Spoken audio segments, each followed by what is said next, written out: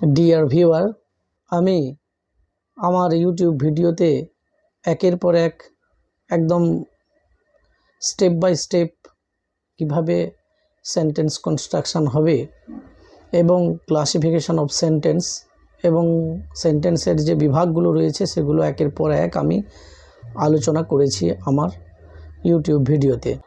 আপনারা আমার চ্যানেলে যান এবং একটা একটা করে ভিডিও দেখুন, তাহলে আশা করি সেন্টেন্স নিয়ে আপনাদের মনে যে ধারণা রয়েছে সেটা অবশ্যই, যদি কোথাও কোনো ফল্ট থাকে, ত্রুটি থাকে, তাহলে সেটা সংশোধন হয়ে যাবে এবং সেন্টেন্স কনস্ট্রাকশন নিয়ে আপনাদের একটা ভালো ধারণা জন্মাবে, যেটা কিন্তু একটা গুড ইংলিশের ক্ষেত্রে একটা বড় ভূমিকা পালন করবে। আজকের আমার আলোচ্য বিষয় 5টি সেন্টেন্সের। আজকের এই ভিডিওতে আমরা দেখব যে কিভাবে সেই সেন্টেন্সগুলি, অর্থাৎ assertive sentence, imperative sentence, optative sentence, exclamatory sentence বা ইন্টারোগেটিভ সেন্টেন্স, সেগুলো কিভাবে নেগেটিভ করা হয় এবং তার সাথে সাথে যেগুলি অ্যাসার্টিভ ফর্মে থাকে বা অন্যান্য ফর্মে যে সেন্টেন্সগুলি থাকে তাকে ইন্টারোগেটিভ ফর্মে কিভাবে করতে হয়, আমরা আজকের এই ভিডিওতে সেই নিয়ে আলোচনা করব। তো চলুন প্রথমে আমরা নেগেটিভ ফর্ম কিভাবে হয় সেন্টেন্সের সেই দিকটা আমরা ভালো করে দেখে নিই বা আমরা শিখি। How to make negative form of a sentence, অর্থাৎ একটা বাক্যকে কিভাবে নেগেটিভ বাক্যে পরিণত করা হয়। অ্যাফার্মেটিভ এবং নেগেটিভ আমরা জানি, সেই নেগেটিভ বাক্যকে কিভাবে পরিণত করা হয় সেইটার আমরা নিয়ম শিখব। অ্যাফার্মেটিভ সেন্টেন্সকে নেগেটিভ ফর্মে নিয়ে যেতে গেলে আমরা 3টি নিয়ম ফলো করব। 3টি নিয়ম কিন্তু আমাদেরকে ফলো করতে হবে। অ্যাফার্মেটিভ থেকে নেগেটিভ ফর্মে একটা বাক্যকে নিয়ে যেতে গেলে আমাদের 3টি নিয়ম কিন্তু মাথায় রাখতে হবে। নাম্বার 1, যদি be verb, am is, are, was, were, have verb, has, have, had এবং shall, should, can, could, will, would, may, might, এই সমস্ত ভার্বগুলো যদি থাকে, ঠিক তারপরেই কিন্তু আমরা নট বসিয়ে একটা সেন্টেন্সকে নেগেটিভ সেন্টেন্সে পরিণত করতে পারি।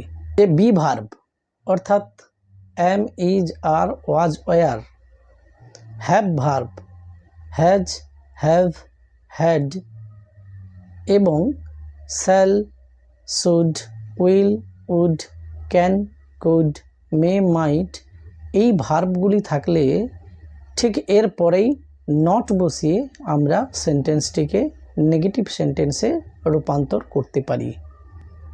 উদাহরণ আমরা দু একটা দেখে নিই, তাহলে আমাদের ধারণাটা আরও পরিষ্কার হয়ে যাবে। Amal is a good boy. Amal is a good boy, এখানে অমল কর্তা, is be verb, a good boy object. তাহলে আমরা কি জেনেছি যে এই অ্যাফার্মেটিভ সেন্টেন্সটাকে যদি আমরা নেগেটিভ করতে চাই তাহলে বি ভার্বের পরে একটি নট বসাতে হয়।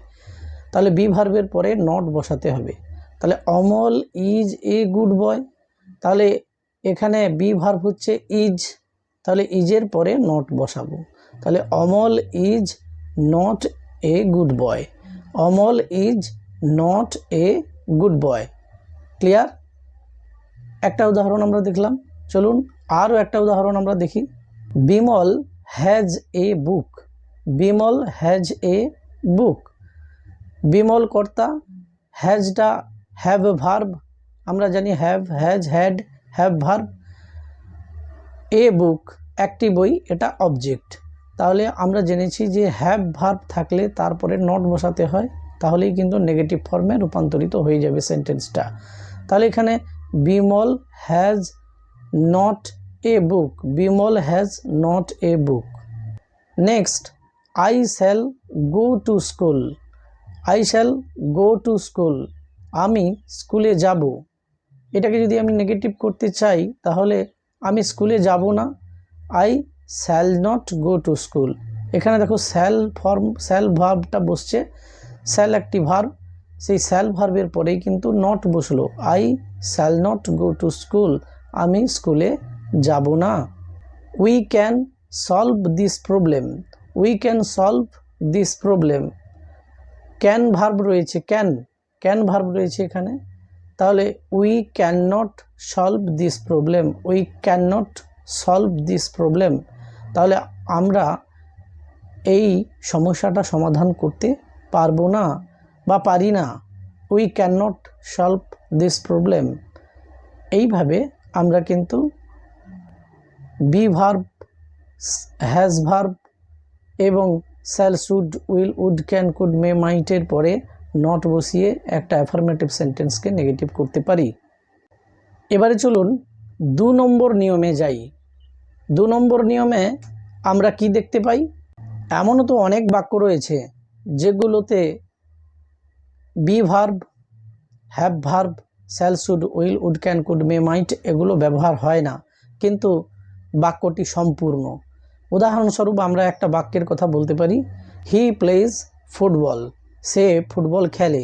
হি প্লেজ ফুটবল, এই বাক্যটিতে আপনারা লক্ষ্য করুন কোনো বি ভার্ব নেই, কোনো হ্যাভ ভার্ব নেই, shall, should, can, could, will, would, may, might কোনো কিছুই নেই। তাহলে এখানে কিন্তু মূল ভার্বটা রয়েছে, অর্থাৎ হি কর্তা, প্লেটা মূল ভার্ব, তার সঙ্গে এস যোগ হয়েছে, কারণ কর্তা থার্ড পারসন সিঙ্গুলার নাম্বার, এই জন্য কিন্তু এই ভার্বের সঙ্গে এসটা যোগ হয়েছে, এবং ফুটবলটা এখানে অবজেক্ট। ওটাকে আমরা যদি নেগেটিভ করতে চাই, অ্যাফার্মেটিভ থেকে নেগেটিভে করতে চাই, তাহলে আমরা কি করব? দেখুন, যে সকল বাক্যে বি ভার্ব নেই, হ্যাভ ভার্ব নেই, shall, should, will, would, can, could, may, might এইসব ভার্ব যে বাক্যে নেই, সেই বাক্যকে যদি নেগেটিভ ফর্ম করতে হয় তাহলে আমাদেরকে একটা এক্সট্রা ডু ভার্ব আনতে হয়, এবং এই ডু ভার্বটা টেন্স অনুযায়ী অর্থাৎ বাক্যের কাল অনুযায়ী, বাক্যটা কোন কালে কোন সময়ে হচ্ছে, যেই বাক্যের যে মানে ভার্বটা ক্রিয়াটা সেটা কখন হচ্ছে, সেই কাল অনুযায়ী বা টেন্স অনুযায়ী সেই ডু ভার্বের পরিবর্তন ঘটে, অর্থাৎ first form, second form, third ফর্মের মধ্যে যে কোনো একটা ফর্ম বসে। যে মূল ভার্বটা কিন্তু একই থাকে, ওই বাক্যে কিন্তু একটা মূল ভার্ব থাকে এবং সেই মূল ভার্বটা কিন্তু একই থাকে, অর্থাৎ সেই ভার্বের কোনো ফর্মের পরিবর্তন ঘটে না, কিন্তু যে এক্সট্রা ডু ভার্বটা আনা হয় সেই এক্সট্রা ডু ভার্বের ফর্মের পরিবর্তন ঘটে। তো এই 3টা ফর্মের মধ্যে যে কোনো একটা কিন্তু বসে। তো চলুন আমরা এরকম একটা উদাহরণ দিলে তাহলে বুঝতে পারবো। আমরা প্রথম উদাহরণ দিয়েছিলাম হি প্লেজ ফুটবল, সে ফুটবল খেলে। এখানে কিন্তু কোনো রকম কোনো বি ভার্ব, হ্যাভ ভার্ব বা shall, should, will, would, can, could, may, might এই সেন্টেন্সটার মধ্যে নেই। তো তাহলে 2 নম্বর নিয়ম অনুসারে এখানে কিন্তু আমরা এইখানে এই যে ডু ভার্ব একটা আনতে হবে, এবং মূল ভার্ব যেটা রয়েছে সেটা তো একই থাকবে, মূল ফর্মে থাকবে, এর মাঝেই কিন্তু নটটাকে বসাতে হবে। তাহলে কিন্তু এই যে ডু ভার্ব এবং যে মূল ভার্ব রয়েছে বাক্যের, এই ডু ভার্ব এবং মূল ভার্বের মাঝে, একেবারে মাঝে কিন্তু আমরা নটটা বসিয়ে এটাকে নেগেটিভ ফর্ম করব। তাহলে উদাহরণটা কীরকম হবে? হি ডাজ নট প্লে ফুটবল। এবারে প্রশ্ন যে ডু তো আনার কথা ছিল, কিন্তু এখানে ডাজ হলো কেন?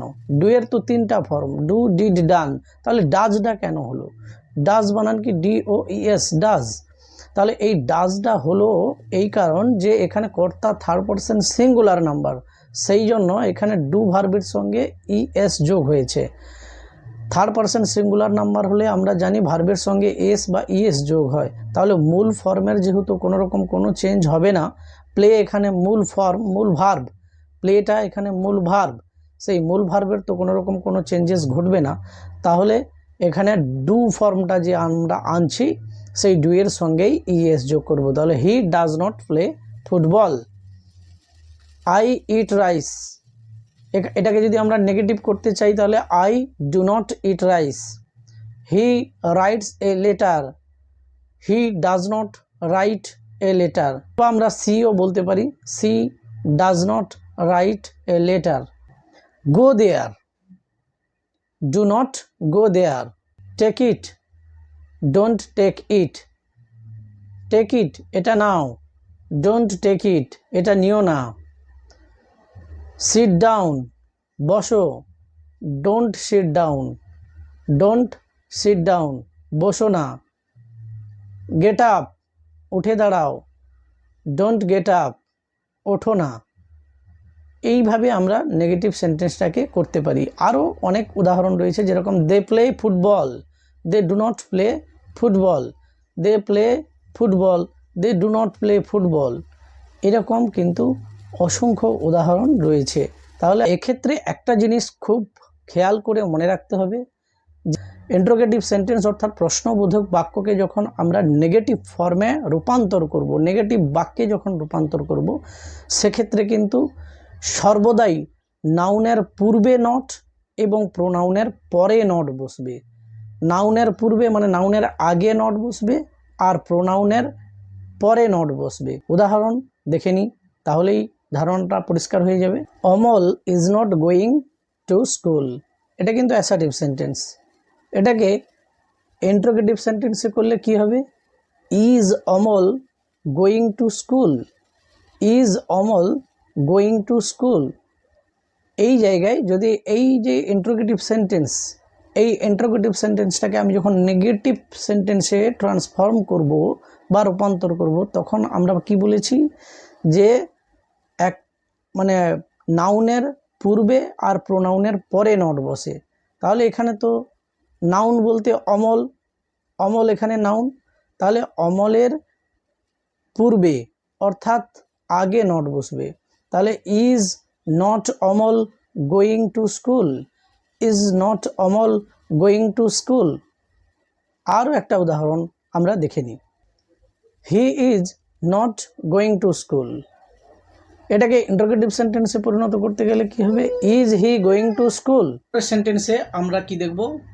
Dipak does not play football, does not Dipak play football, does not Dipak play football, he does not play football, does he not play football, does he not play football. এই পরপর দুটো সেন্টেন্সে তোমরা লক্ষ্য করো, দীপকের আগে কিন্তু নট বসছে এবং হি এর পরে কিন্তু নট বসছে। দীপকটা হচ্ছে নাউন, তাই তার আগে নট বসছে, এবং হিটা প্রোনাউন, সেই জন্য কিন্তু এর পরে নট বসছে। এইভাবে কিন্তু আমরা ইন্টারোগেটিভ সেন্টেন্স থেকে নেগেটিভ সেন্টেন্সে ট্রান্সফর্ম করার সময় আমরা নাউনের আগে নট বসাবো এবং প্রোনাউনের পরে নট বসিয়ে এটাকে নেগেটিভ ফর্মে ট্রান্সফর্ম করব।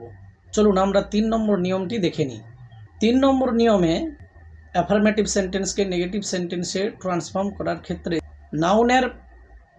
নাউনের পূর্বে নো এবং অ্যাডজেক্টিভের পূর্বে নো বসিয়ে অ্যাসার্টিভ সেন্টেন্সটিকে নেগেটিভ সেন্টেন্সে ট্রান্সফর্ম করা হয় বা রূপান্তর করা হয়।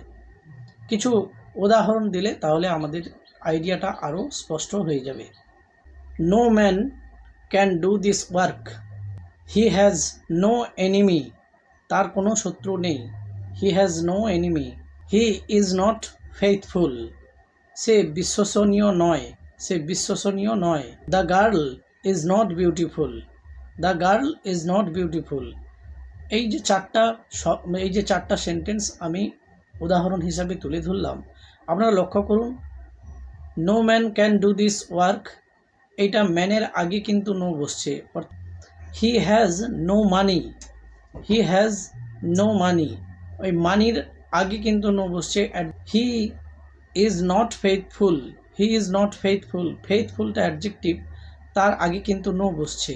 আপনার গার্ল ইজ নট বিউটিফুল, এই বিউটিফুল, ফেইথফুল এগুলি হচ্ছে অ্যাডজেক্টিভ, এই অ্যাডজেক্টিভের আগে কিন্তু নট বা নো বসছে।